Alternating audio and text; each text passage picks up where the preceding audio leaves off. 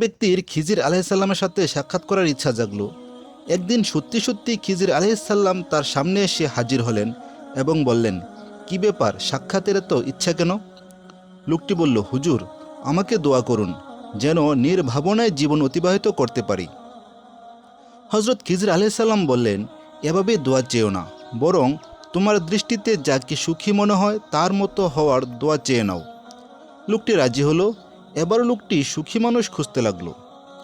অতপর কিছুদিন পর জুয়েলারির দোকানের এক মালিককে আবিষ্কার করলো। এমন সুন্দর চেহারা, ভালো, রূপবান কোথাও মেলে না। ধন সম্পদ, সুন্দর স্ত্রী এবং আরামায়েশের সকল বস্তুই তার আছে।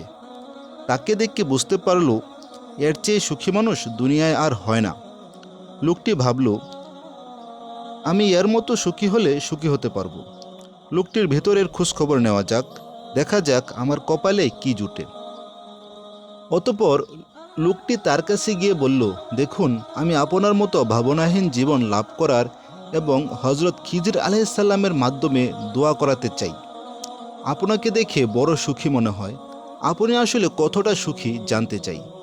সে ব্যক্তি আবার এক দীর্ঘশ্বাস ফেলে বলল, ভাই, এক গোপন দুঃখে ডুবে আছি, যা বলা যাবে না। গোপন দুঃখটির বিষয়ে জানার জন্য লোকটি আবেদন করল।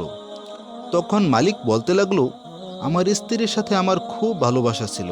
একবার স্ত্রীর অসুখ হলো, স্ত্রী আর বাঁচবে না বুঝতে পেরে কাঁদতে লাগলাম। স্ত্রী আমাকে সান্ত্বনা দিয়ে বললেন, মন খারাপ করবেন না, আমার মৃত্যুর পর আরেকটি বিয়ে করে নেবেন। আমি বললাম, না, আমি আর বিয়ে করব না। কিন্তু সে বিশ্বাস করল না। স্ত্রী বললেন, ওটা একটা কথার কথা মাত্র, এরূপ হতেই পারে না। আমি তাকে কি দিয়ে বিশ্বাস করাই? মৃত্যুর সময় গনিয়ে এসেছে, বিশ্বাস তাকে করাতেই হবে। সুতরাং আমার পুরুষাঙ্গটি কেটে তার সামনে রেখে দিয়ে বললাম, নাও, এবার তো বিশ্বাস হলো যে তোমার পর আমার আর বিয়ে করার প্রয়োজন নেই। কিন্তু দুর্ভাগ্য যে কিছুদিন পর স্ত্রী সুস্থ হয়ে উঠলেন। সে সৌন্দর্য, সে যৌবন, সে মন কেড়ে নেওয়া চাহনি সবই তার আছে, কিন্তু আমার কিছুই নেই। এবার ভাবুন তো, কতটা দুঃখ নিয়ে জীবন কাটাচ্ছি। আবার একদিন খিজির আলাইসাল্লামের সাথে তার দেখা হলো। সে বলল, হুজুর, আমি বুঝতে পেরেছি এ দুনিয়ায় কেউ ভাবনাহীন জীবনের অধিকারী হতে পারে না। আমাকে দোয়া করুন যেন আমার আখেরাত ঠিক হয়ে যায়। দুনিয়ার এই বিলাসিতাপূর্ণ জীবনকে আখেরাতের তুলনায় প্রাধান্য দেওয়া উচিত নয়। আমরা এখান থেকে এই শিক্ষাটি পেলাম।